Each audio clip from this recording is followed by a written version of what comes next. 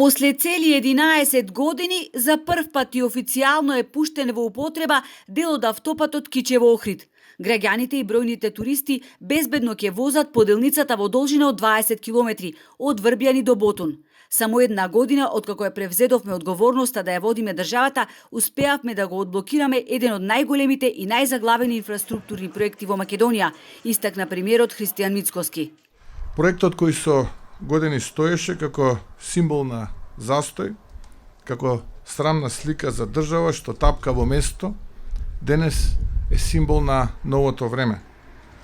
7 години траеше чекањето, ветувањата без дела, безцелното трошење време, пари и нерви на граѓаните. 7 години нерасчистени имотни односи, променети проекти, нефункционални институции и недомакинско работење. До крајот на едната година целосно ќе биде реализиран овој капитален проект, што значи завршување и пуштање во употреба на автопатот Кичево-Охрид во должина од 57 километри. Овој проект беше символ за неспособноста на претходната влада на СДСМ и ДУИ. Ова беше заборавен, напуштен проект на кој што нити имаше работници, нити имаше инженери, нити имаше машини. И ова е проект кој што е символ и доказ за посветеноста и работата на оваа влада. И тоа е клучната разлика помеѓу нас и нашите политички опоненти. Се прават пристапни патишта кон селските средини кои гравитираа вдолж автопатот, со што жителите од 5 села Оровник, Подмоле, Горенци, Требеништа и Мешеишта ќе можат да се приклучат на делницата. И ова е само еден од проблемите кои ја кочеа брзата реализација на терен. Исто така се работи и на другиот дел на овој пат, а тоа е на санација на косините.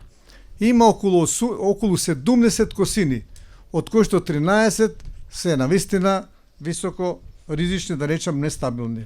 Оставени се долго време на забот на времето.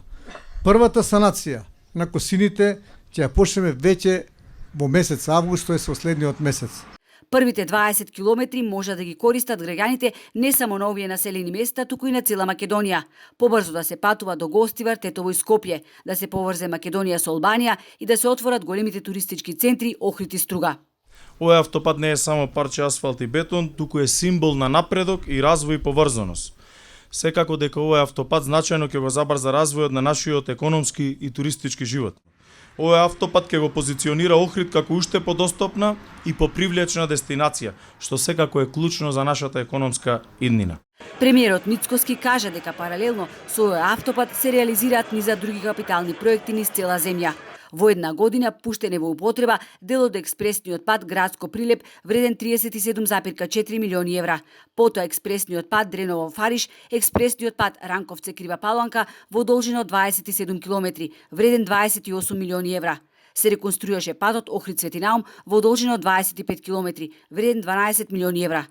Се гради и патот Гостивар-Вукојчани, кој е дел од коридорот 8, за кој во минатото, како што рече Мицкоски, само авансно се исплаќале фактури, а ништо не се работело.